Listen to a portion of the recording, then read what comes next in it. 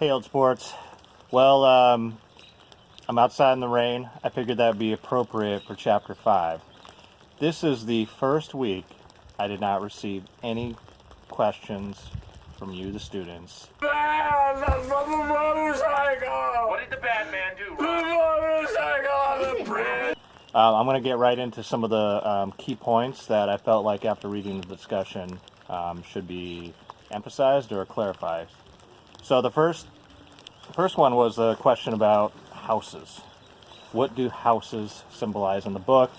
People make great observations. Number one, that houses are a symbol of wealth. And one easy way to look at it is look at Nick's really humble house next to Gatsby's crazy rich house. So that's very true. Some people mentioned also that it was symbolic, Gatsby's house was symbolic of Gatsby's loneliness. One other thing that I wanted to point out for you to think about is that the house is also, a lot of times in literature, can be symbolic for a character's mind especially.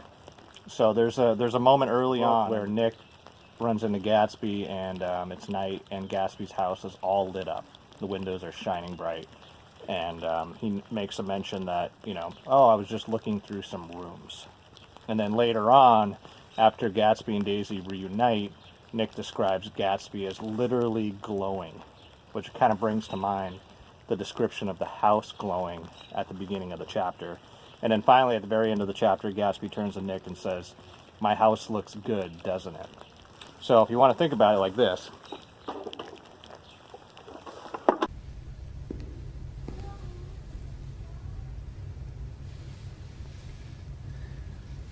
What is this? A center for ants? What? a character's house can represent a character's mind, or maybe in this book it's more a character's face and appearance. So when Nick sees the house early in the chapter, it's empty, but all the windows are shining bright. So this is Gatsby glowing with optimism the night before he's about to be reunited with Daisy after 5 years. And when Gatsby says he's just been looking around in old rooms, you can think of rooms like memories. That's how it's sometimes used in literature anyway. When a character is looking through different rooms, these are rooms of your memory. So going back in time in his mind.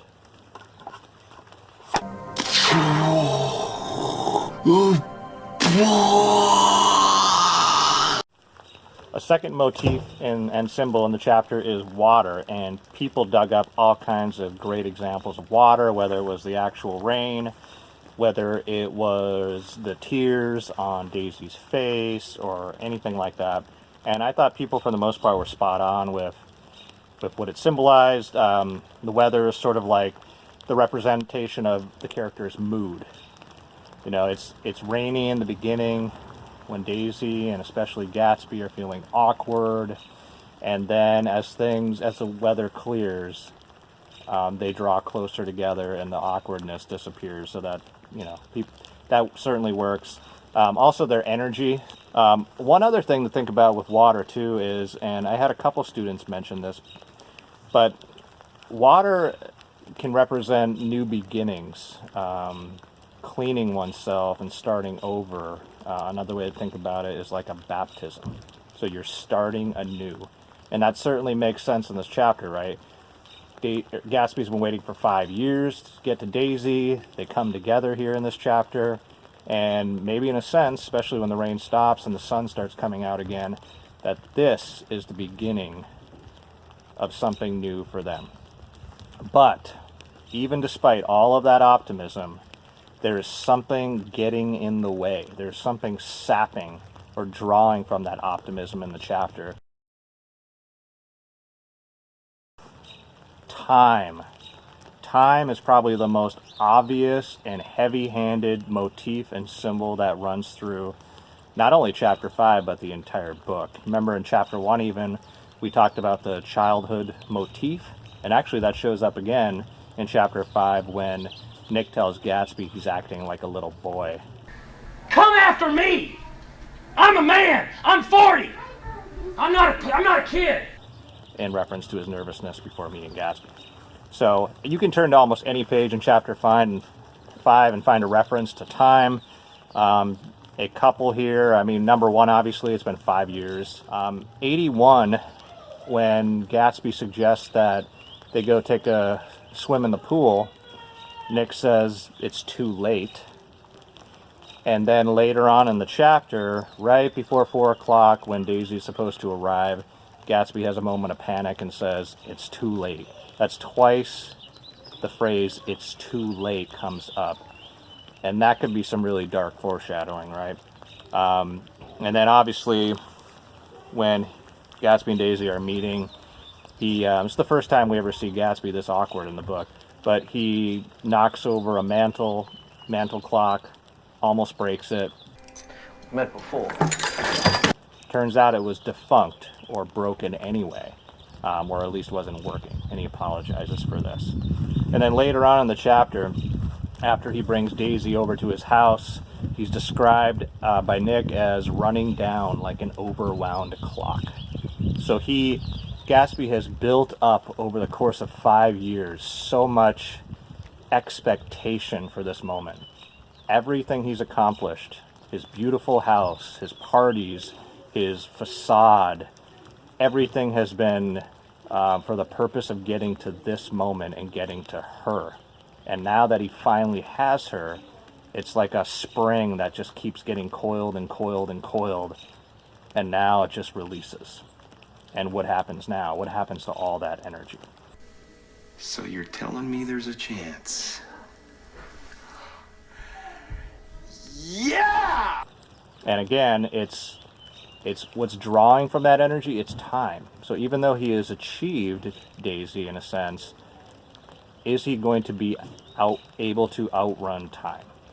There's a passage on pages 92 to 93 in the book that fits along with all of these things we've been talking about. It's where Gatsby and Daisy are looking out over the bay from the upper stories of his house across to where her house is. If it wasn't for the mist, we could see your home across the bay, said Gatsby. You always have a green light that burns all night at the end of your dock. Daisy put her arm through his abruptly, but he seemed absorbed in what he had just said. Possibly, it had occurred to him that the colossal significance of that light had now vanished forever. Compared to the great distance that had separated him from Daisy, it had seemed very near to her, almost touching her. It had seemed as close as a star to the moon. Now it was again a green light on a dock. His count of enchanted objects had diminished by 1. So this is a moment that's really interesting. Again, he's been building up for this for 5 years, and he has it. He has her locked in his arm, in his house, looking out into the future. And instead of just 100% happiness and optimism, there's a sense of loss in the language. And this should make you wonder. He spends a lot of time bemoaning that the green light has lost its magic. Now it's just a green light. It no longer represents his hope for her, for achieving her. Now it's just a light. And he seems to be sad about that. So one has to wonder, is this what happens when you have built up expectations over the course of this length of time, and then you finally have the reality, and the reality doesn't measure up? So in other words, is he more in love with the idea, his idealized vision of her, than he is with her herself? You know, we've also been talking about racism and xenophobia as it connects to Gatsby, and this chapter is pretty light on it, but it is not there altogether. There's one reference here, and it has to do with Nick's maid. He calls her, quote, my Finn, as if he owns her. She's not given a name. She's not given much of a physical description. She takes care of his house. There is one line, though, that makes me think of Nick's descriptions of Wolfsheim. On page 87 of the book, she's described as the demoniac Finn, the demon-like Finn. And we know that Wolfsheim was also described as being sort of a monster with the language that was used.